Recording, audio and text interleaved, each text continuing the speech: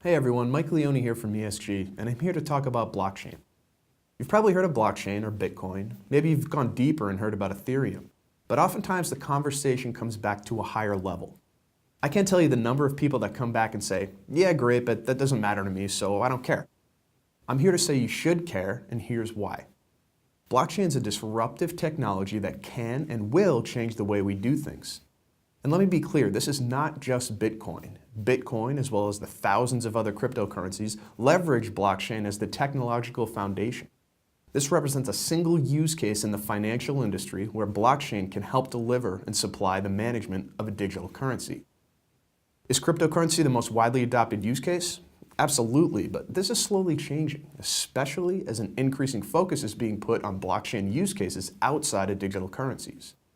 One such example is Ethereum, which takes the concept of a digital currency a step further by allowing developed applications to interact with the blockchain and execute contracts called smart contracts. Now, this is another video in and of itself, so back to why blockchain matters to you.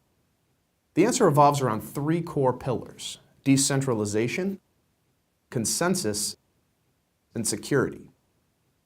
We've long dealt with issues related to centralization. Think governments, banks, insurance companies, credit bureaus, technology vendors, etc.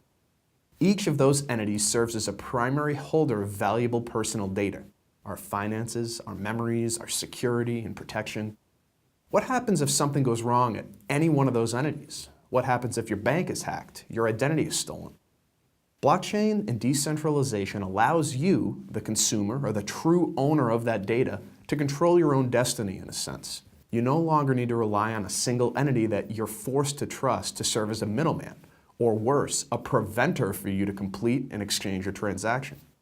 Through a globally distributed set of nodes, think peer-to-peer but with a fully encrypted, impossible-to-hack foundation, blockchain provides a publicly available and controlled mechanism to complete exchanges or transactions without a middleman. Don't trust a bank, the government? Blockchain will, and in some cases already can, address that lack of trust. Going hand in hand with decentralization is the concept of consensus. Traditionally, centralized approaches rely on more than one entity to confirm a transaction. For example, when making a payment by credit card at a local gas station, the cashier swipes the card, but it does not go right to your bank. It goes through multiple hops, from the merchant, to their bank, to the credit card company, and then to your bank. And with each hop, there's another fee.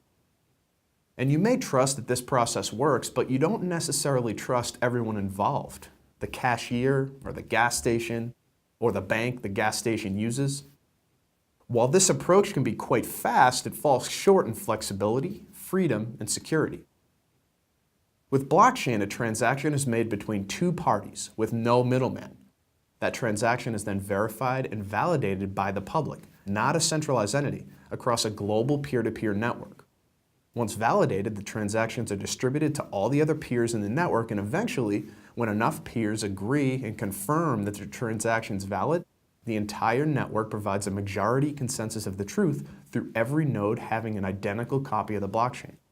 And just a side rant here, being publicly available means more transparency. While there's some anonymity in the sense that you may not know the actual person or entity who's transacting, the transaction itself is visible and available on the blockchain. In other words, there's no counterfeiting. And the last pillar why blockchain will impact our lives is around security. Security is top of mind across all aspects of our lives. It seems like there's word of a hack that impacts thousands, if not hundreds of thousands of people on a regular basis. These hacks occur most frequently, if not always, on a centralized entity: Target, Equifax, Yahoo, Uber. As of right now, the underlying blockchain technology is unhackable. Once a transaction is completed, validated, confirmed, added to a blockchain, and distributed across the network, that transaction, as well as every transaction before it, are permanent. They're unable to be changed. The takeaway here is that blockchain technology is more secure, enables trust between traditional, untrusted parties, and enables the elimination of potentially unsecure entities involved in the transaction process. The traditional world we know and love still has technical challenges, and as new technologies become available that can positively impact that status quo, it's important to embrace the potential. Blockchain's here to stay, not just as the underlying technology of Bitcoin and other digital currencies, but as a way to free limitations and address challenges in other verticals like supply chain, digital rights, healthcare, real estate, just to name a few. Make sure to check out my Blockchain 101 video that dives into the technical aspects of how the technology actually works.